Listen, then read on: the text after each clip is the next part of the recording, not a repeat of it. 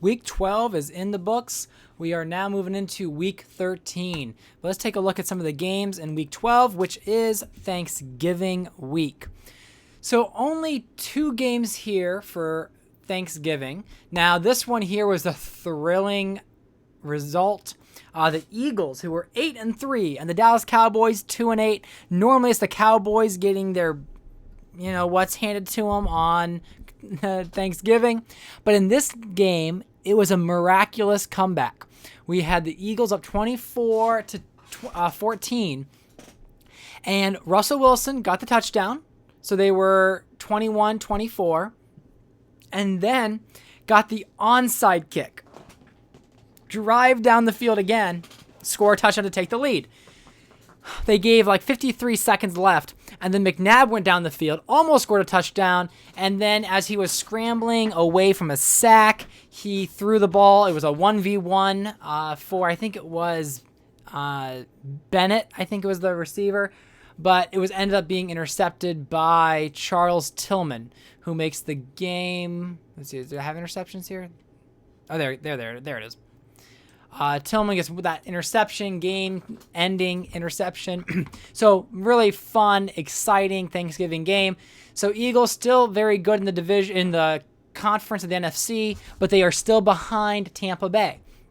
Dallas gets his 3rd win of the year. Big win for Russell Wilson, defeating the Eagles. Big win for Mike Shanahan, their coach.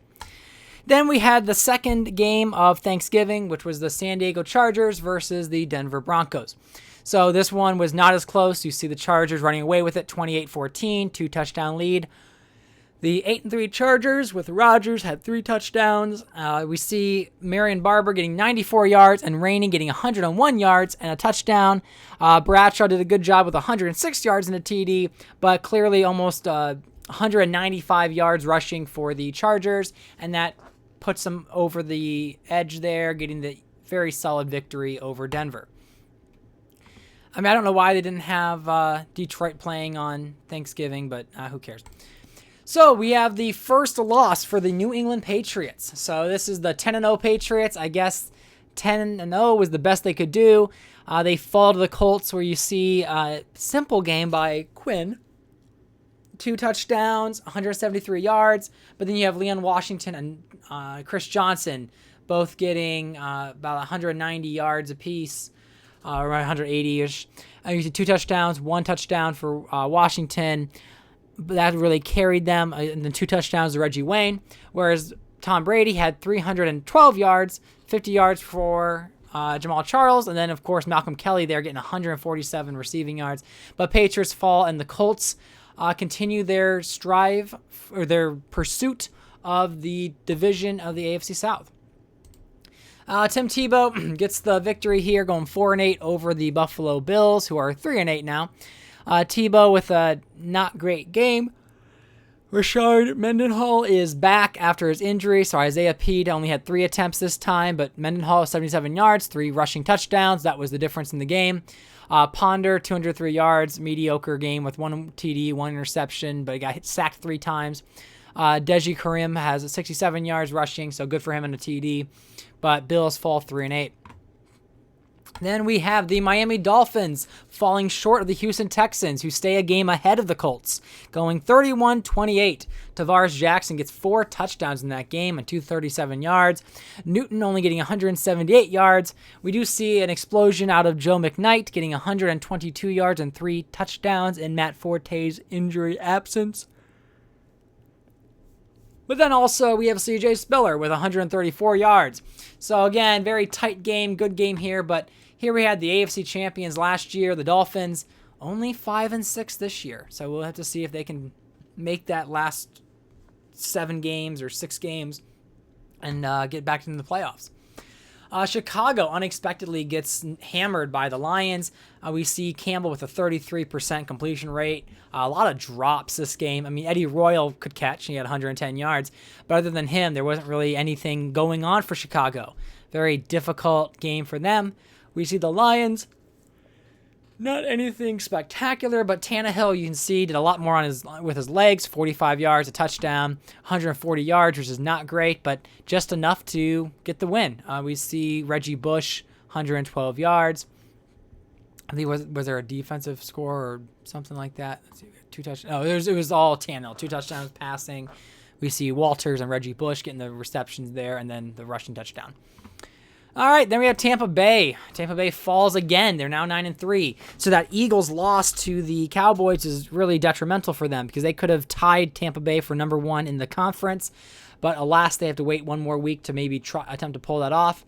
We see the Jets going 6-5 now. They're starting to surpass the Dolphins here, despite being a loaded, talented team. We see Clinton Portis with 163 yards, 3 touchdowns. They are a talented team, but they're just not winning a lot of games. They're not as dominant as they have been, even with Alex Smith, who just was more of a game manager this game.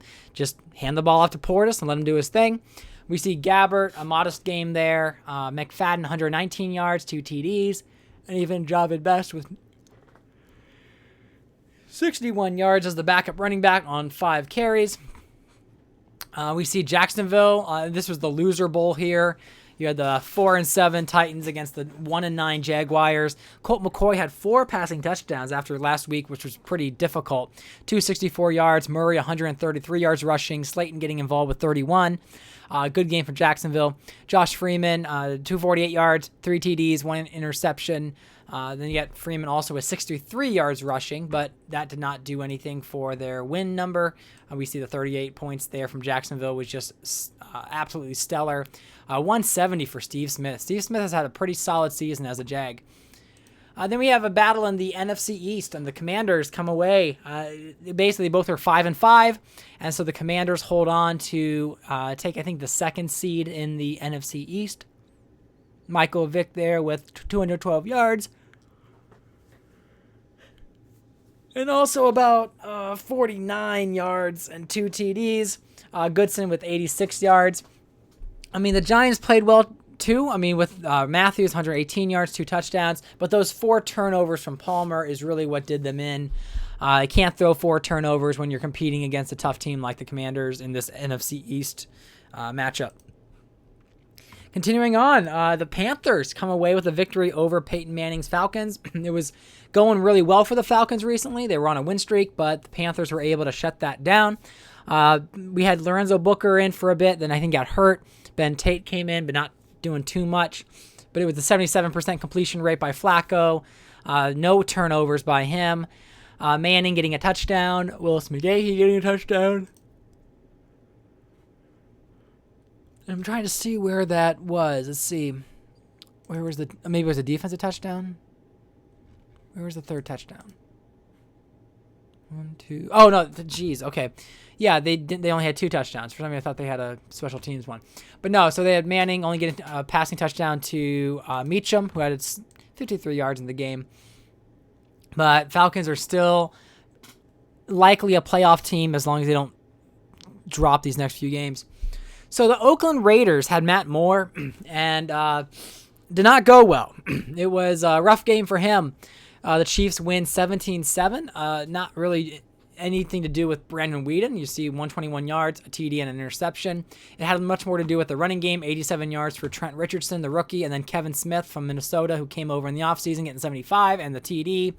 Also, Moore had 2 interceptions, not great. Moore did get hurt, and so David Carr, who was signed for the Raiders, played some snaps. He had 35 yards and 2 completions. David Carr will be the starter moving into next week. Oakland has that blind ambition, thinking they can make the playoffs. So Matt Ryan is only out for like maybe another week or 2. So Carr is only going to get maybe a start, maybe 2, as Matt Ryan comes back off injury. But that 4-7 record, it's going to be hard for them to make a playoff leap. Then we have the St. Louis Rams and the Cardinals. This division matchup, we see 6 points there being the difference. Andy Dalton with 151 yards. Donald Brown almost with 100 yards. Tim Hightower, insanely good game, 155 yards, a touchdown. Good game for the Rams in the sense of like their running attack. That was a great game for Hightower. But really, the 2 turnovers by Luck was just not helpful. But then we see the Cardinals just squeaking by. Basically, I remember when I played this game, I thought the only thing that happened this game was that the Cardinals got 2 more field goals than the Rams. And then we have the Packers getting a 10-point defeat over the Seahawks, or victory over the Seahawks. 3 touchdowns for Matt Stafford. Very efficient, perfect QBR. LeSean McCoy with 139 yards and a TD. Rookie Hillman with 27. We've got Eli Manning, who is 232 yards, 2 touchdowns, interception. LaFell had a little wide receiver throw. Marshawn Lynch was not beast mode today. He only had 30 yards. Brandon LaFell with 118. Then we had on Sunday night the Baltimore Ravens coming away with a win over the Cincinnati Bengals. So we see their season really falling behind. Coyle with 2 interceptions. Mr. Clutch was not clutch enough, wasn't able to come away with a victory. Kaepernick just had to hand the ball off to Rice, who had 3 touchdowns, 116 yards. Kaepernick did run for 51 yards, which helped them in the victory. But neither team is likely in the playoffs. And then we had the thrilling game. If you haven't seen it yet, it is on my channel. The Steelers come away with a very close nail-biting victory over the Minnesota Vikings. So Big Ben, 272 yards, 2 TDs, which was including the touchdown game winner with 0 seconds left on the clock. On 4th down to Delaney Walker. Robert Griffin III, he was good. 3 TDs, 256 yards, had his game-winning drive. It was just the Vikings defense failed to stop Pittsburgh. So they both were 6-4, and Steelers are now 1 game behind Cleveland. So going over the standings real quick. Patriots still in command of the East, but the Jets are on a 5-game win streak, going from 1-5 to 6-5, making a real run for a wild card seed. You see the Browns leading by 1 game over Pittsburgh. We'll see if Pittsburgh's able to keep their 4-game win streak alive and maybe surpass Cleveland. But Cleveland is expected to make the playoffs. I'd be surprised if they don't, especially because the Bengals and the Ravens are 4-3 wins.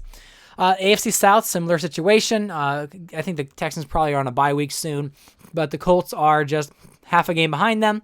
Titans and Jaguars not doing great. I don't see them coming back for a playoff run.